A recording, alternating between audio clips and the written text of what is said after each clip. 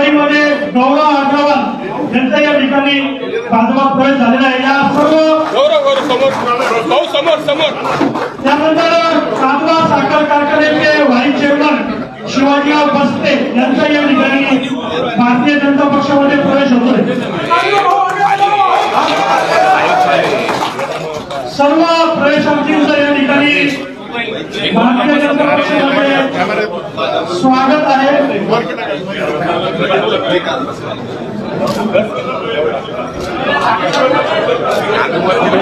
मी व्यासपीठावरील मान्यवरांना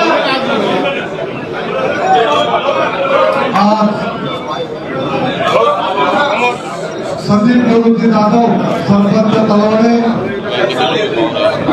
उत्तमराव देशमाने, माजी चेअरमन जिल्हा कर्मचारी बँक, सागर निकम, सरपंच बोळेगाव, राजीव कोतवाल, चेअरमन विविध कार्यकारी सोसायटी तालुका, नंदकुमार भागवत कोतवाल, नीरज जाधव, पदाधिकारी काँग्रेस तालुका, राजेंद्र गवांडे, संचालक कृषी उत्पन्न बाजार समिती तालुका, भागवत अण्णा जाधव, जयंत काशी, संचालक कानूर मर्चंट बँक, उल्हास पवार प्रवेश केलेला आहे। दोन्ही पक्षामध्ये या वर्षासाठी माझी बऱ्याच दिवसापासून माझी इच्छा होती, पण काही योग येत नव्हता, काही जमत नव्हतं। पण आज गेल्या 2-3 दिवसापासून मी बोलतो, राहुल दादांचं माझंही बोलणं झालं आणि आज तो दिवस आलेला आहे। आज खरं म्हणजे हा कार्यक्रम मोठ्या मैदानामध्ये पाहिजे होता आणि आपल्याकडेच पाहिजे होता, चालवडला। त्याची मजा काही मोठी वेगळीच होती।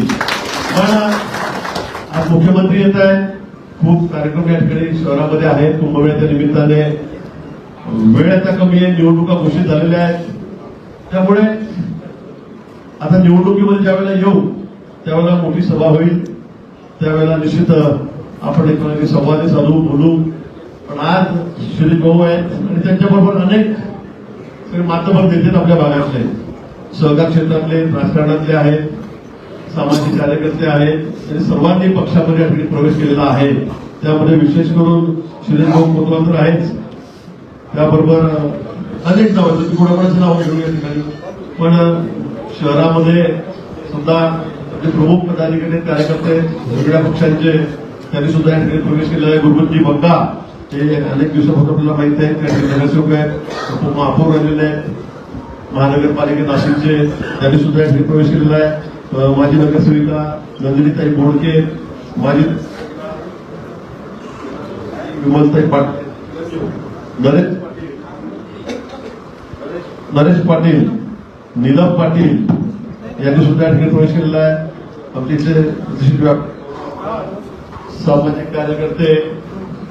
सामाजिक कार्यकर्ते गौरव गोवर्धने, कांदा साखर कारखान्याचे उपाध्यक्ष शिवाजी दादा बस्ते, अजून कोण प्रमुख आहे, मामा पाचोरकर,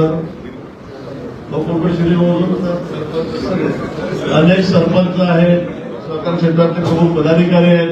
या सगळ्यांनी पक्षामध्ये या ठिकाणी प्रवेश केलेला आहे। आपलं सगळ्यांचं मनापासून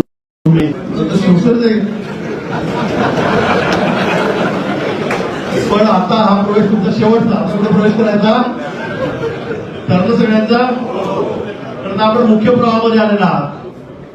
आता बाकी पक्ष त्याचं अस्तित्व वगैरे काही बोलत नाही, शरद पवारचं काय, रुबाटाचं काय, किंवा आता काँग्रेस नसल्यासारखीच आहे, कारण नेतृत्वहीन काँग्रेस आहे, भरकटलेल्या जाण्यासारखी त्यांची परिस्थिती आहे आणि म्हणून मी त्याच्याबद्दल जास्त काही बोलणार नाही। पण आता तुम्ही मुख्य प्रवाहामध्ये आलेला आहात। आपल्याला माहितीये देशामध्ये सर्वाधिक आमदार असतील, सर्वाधिक खासदार असतील आणि सर्वाधिक जगामध्ये कुठल्या पक्षाचे सदस्य आहेत, भारतीय जनता पक्षाचे आहेत। मोदीजींच्या नेतृत्वात आज देश किती पुढे चाललेला आहे आपल्याला कल्पना आहे, कशा पद्धतीने प्रगती होते, सगळ्या क्षेत्रामध्ये आपण किती पुढे चाललेलो आहोत। मोदी याला कोण बघताय या 10 वर्षामध्ये कशी परिस्थिती झाली इन्फ्रास्ट्रक्चरच्या बाबतीमध्ये, रेल्वे कशा सुपरफास्ट निघालेल्या आहेत, विमानं कशी आता पळायला लागलेली आहेत, सगळ्या जिल्ह्यामध्ये विमानतळ होत आहेत, इंडस्ट्री सिटी वेगाने या ठिकाणी वाढायला लागलेली आहे. आणि म्हणून मोदींच्या नेतृत्वाखाली सगळ्या ठिकाणी विशेष करून पाकिस्तानसारखं छोटंसं राष्ट्र, बांगलादेशसारखं छोटंसं राष्ट्र आपल्याला जेव्हा केव्हा जाऊन भरायचं, चायना तिकडून आपल्या वाटेला जायचं, बॉर्डर मस्ती करायचं. पण आज मोदींच्या नेतृत्वाखाली देश सुरक्षित आहे. आपल्याला याची कल्पना आहे. पाकिस्तानने पूर्वी नुसतं बॉम्बस्फोट केला तरी आम्ही युरोपकडे पाय पडत जायचो, अमेरिकेकडे पाय पडत जायचो, पण आज ती परिस्थिती राहिली नाही. आज इतका जबाब पथ्याचं त्या ठिकाणी आहे. आणि म्हणून मला असं वाटतं की एका सक्षम हातामध्ये त्या देशाचं नेतृत्व आपण सोपवलेलं आहे. आणि म्हणून देशामध्ये मोदीजी असतील, राज्यामध्ये आता देवेंद्रजी आहे. आपल्याला देवेंद्रजीबद्दल मी काही फार सांगावं असेल कुठला विषय नाहीये. मला वाटतं अतिशय बुद्धिवान, अतिशय दूरदर्शीपणा असलेला माणूस आपल्या राज्याचा मुख्यमंत्री झालेला आहे. मला वाटतं देवेंद्रजीच्या नेतृत्वाखाली आता वर्षभरामध्ये जी घोडदौड चाललेली आहे, मागच्या काळामध्ये एकनाथजी मुख्यमंत्री होते, आम्ही सत्तेमध्ये सगळे होतो आणि इतक्या वेगाने आपण आता पुढे चाललेलो आहोत. त्यामुळे मला असं वाटतं अशा मुख्य प्रवाहामध्ये आपण आलं पाहिजे. प्रवाहाच्या विरोधात वाहून चालत नाही, नुसते हातपाय हळून दुखायला लागतात, कधी बुडावं लागतं. आणि त्यामुळे मला असं वाटतं की आपण अतिशय चांगला निर्णय आज या ठिकाणी घेतलेला आहे. राहुलदादा त्या ठिकाणी आमदार आहेत, आमचे शासकीय कुठे बंगलोर हा, तर हे सगळे मध्ये त्या ठिकाणी आहे. आपण त्यांच्या नेतृत्वाखाली त्या ठिकाणी प्रवेश झालेला आहे. त्यानंतर अतिशय सिनियर आहेत. मला वाटतं अनेक निवडणुका आपण लढलेल्या आहात. आपण 2 वेळा मला वाटतं आमदार होतात. एवढं आपण कुठल्या कुठल्या साली होता 99 त्याला मी पण होतो. मी 95 पासून आमदार आहे. मी सतत 7 वेळा निवडून आलेलो आहे. त्यावेळेला आता माझ्या सोबतच त्यावेळेला ते होते. पण तुम्ही निवडणुका खूप लढल्या मला वाटतं ना. किती 7 8 म्हणजे तुम्ही बरेच सिनियर आहात. असं झाल्यामुळे मी फक्त निवडून आलो प्रत्येक वेळेला. दादा 2 वेळेला निवडून आलेले आहे, काही हरकत नाही. पण आता निश्चित दादा यांच्या सोबत आहेत. आपण सगळेजण मिळून नवे कार्यकर्ते असतील, जुने कार्यकर्ते, आपल्यामध्ये कुठे भेदभाव होणार नाही. एकदा तुम्ही भाजपमध्ये आला की म्हणजे तुम्ही सगळे एकत्र होतात. म्हणजे पाणी रे पाणी तेरा रंग के साथ आपल्याकडे म्हणतात आपण जाणं, जिसमें मिला तो उसके जैसा. तुम्ही भाजपावासी झालेला आहात. आता कुठेही आपण काम करूया. कुठेही आपल्याला तक्रारीला वाव राहणार नाही. कुठे तक्रारीला वाव राहणार नाही की बाबा जुन्या लोकांना न्याय मिळतोय, आम्हाला हे करतोय, आम्हाला आवडत आहेत का, आमची कामं होत नाही का, आम्हाला निधी मिळत नाही, असं कुठेही होणार नाही. आणि म्हणून आपण निश्चित राहा. आज आपण भारतीय जनता पक्षामध्ये आलेला पुन्हा आपलं सर्वत्र या